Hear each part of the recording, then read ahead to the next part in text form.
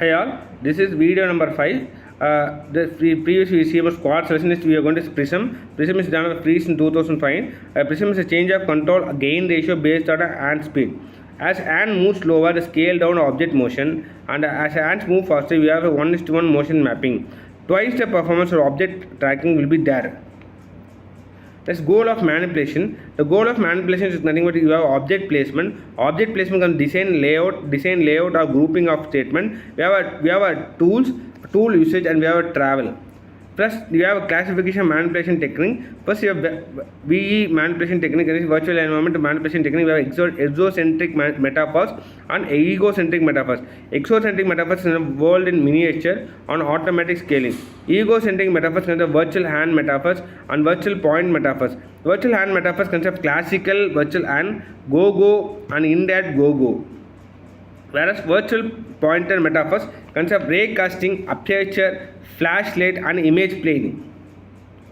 This is video number 5.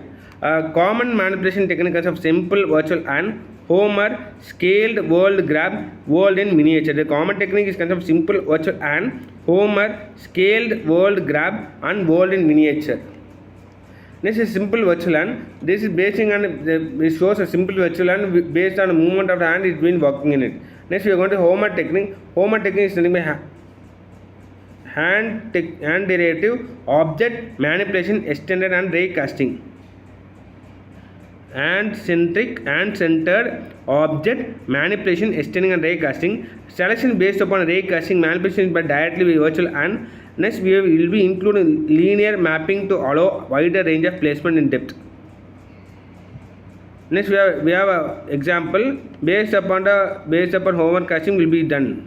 Next we have scale world grab technique. Often it is being used in occlusion or selection scale up or world down, so the virtual hand will be actually touching the selected object.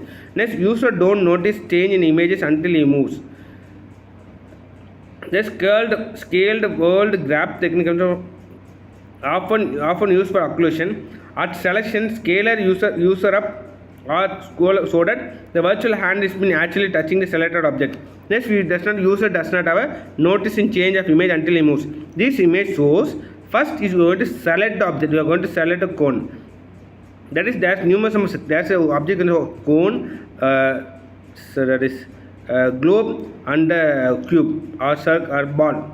We are going to select the cone. First, you are going to select this. You are going to select. You are going to grab the cone. Next, you are going to manipulate. You are going to change something in it, and you are going to release. You are going to throw it. This is a scaled world grab technique.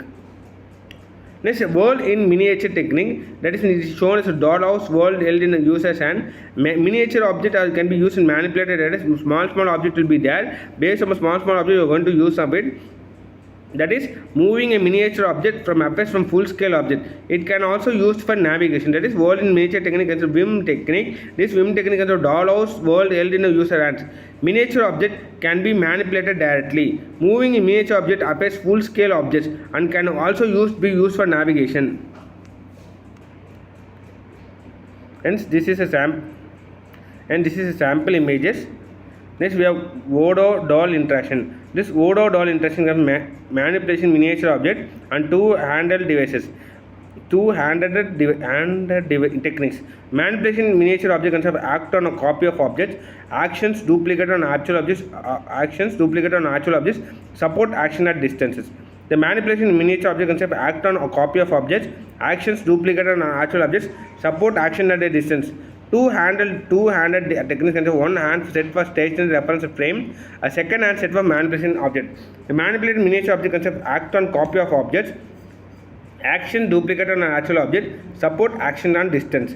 Next, you have two-handed technique. The two-handed device is one hand used for stationary or reference frame. Next, we have a second hand manipulation objects. And there's a two-hand interaction. The two-hand interaction is symmetric versus asymmetric. Symmetric means both hands perform at the same actions.